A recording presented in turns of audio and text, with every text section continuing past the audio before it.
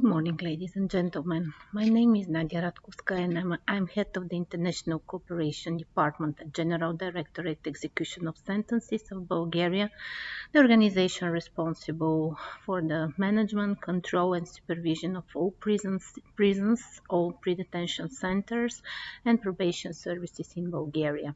I'm also chair of the Council for Penological Cooperation at the Council of Europe. This is the body responsible for the European standards on the field of prisons and alternative sanctions and measures.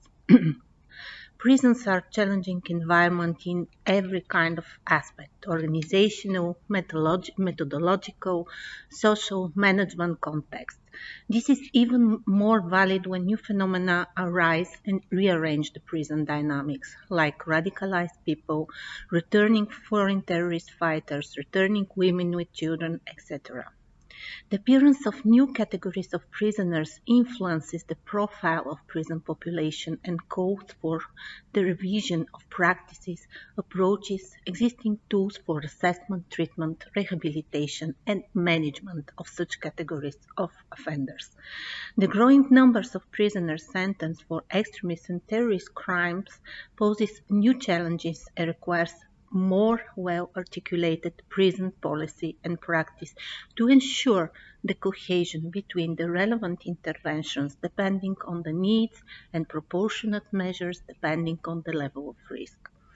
The treatment of these prisoners is a key issue in the context of prisons, and reintegration activities and rehabilitation activities should be established as soon as possible.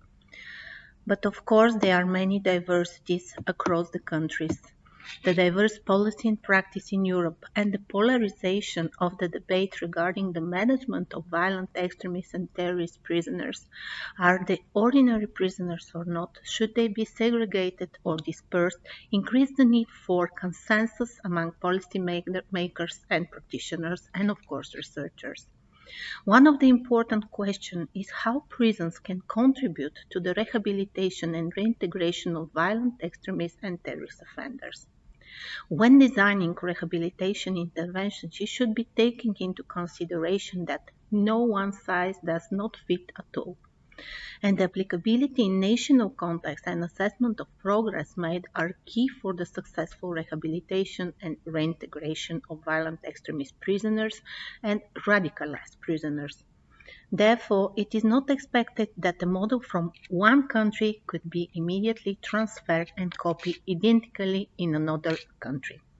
The rehabilitation process involves some key stages and elements. On first place, this is de-radicalization. This is the behavioral disengagement for extremist-inspired activities and violence. On second place, integration. This is the combination of social integration into community and functional integration into the context of employment, housing, healthcare, etc. And last but not least, a long-term period of stabilization during which positive outcomes of previous processes are internalized, reinforced, and consolidated.